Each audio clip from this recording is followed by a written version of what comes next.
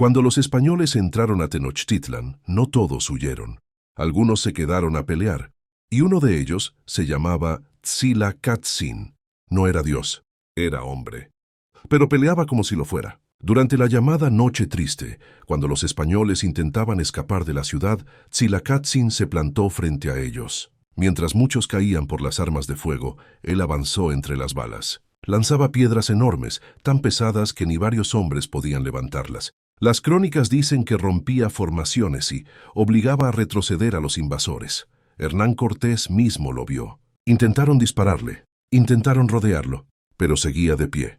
No llevaba armadura española, solo su escudo, su macuahuitl y su fuerza. En medio del caos, Tzila-Catzin se convirtió en símbolo, no de victoria, sino de resistencia. Porque aunque la ciudad cayó después, su nombre quedó en la memoria. Y a veces la historia no recuerda solo a los conquistadores. También recuerda los que decidieron no arrodillarse.